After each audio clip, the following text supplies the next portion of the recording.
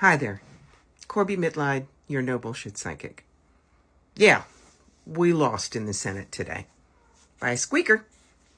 But J.D. Vance was there to save the bucket of garbage to be tossed down the line and back to the House. Thank you, Murkowski. Maybe it's time for her to ride off into the sunset, you know? But there are a lot of people in Congress who should do that. But we can't do that now. I know a lot of you are scared. I know a lot of you think that it's just happening so fast we can't win. And I'm going to say, yes, we can. But you have to look long game, as I talked about with my buddy, the Blue Rose Mystic, today over tea, because he was a political science major and he's very savvy. Me? I was a theater major. But believe it or not, the most important thing is I was a Trekkie.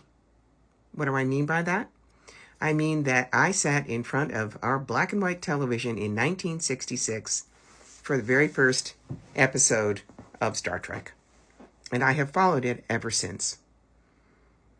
There is one series and episode that's important for right now. That is Star Trek Deep Space Nine, where they were in a war with the Dominion. And the Dominion literally grew warriors. These beings lived maybe 8 years, interesting number, and they were bred to fight.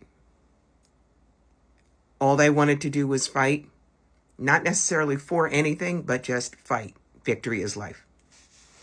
There was an episode called By Inferno's Light, where Worf, the Klingon that we all know and love, was caught and in a Dominion prison camp.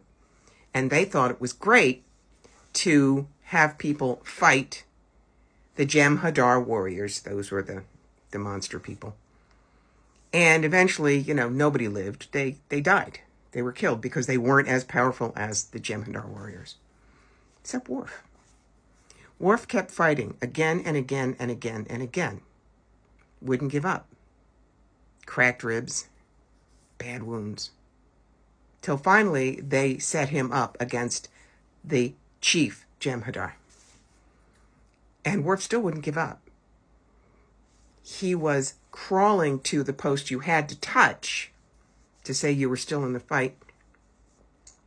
And then the chief Jem'Hadar said, "Enough.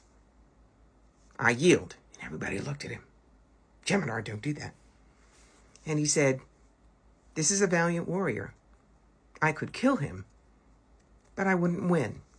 So it's no longer of interest." Now, what does that have to do right now? We're Worf. Everything that happens, the deportations, the Senate bills, the losses, those are the Jem'Hadar. And we have to stand up again and again and again, because if we do, we'll win. I'll remind you again.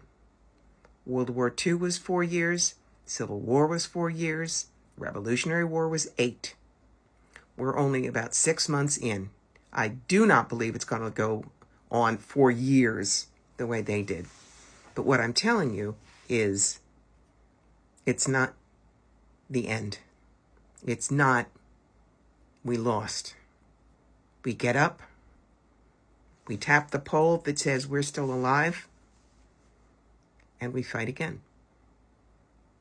We are going to win this. I know it like I know my own name, my own history. We will win this. So even though today was hard, remember, has to go back to the House, and they're going to have to wrestle with it too. There's no guarantee it's going to be smooth. And meanwhile, we will keep fighting, because what we want is the America we all dream of. I believe in you. I love you. We can do this together.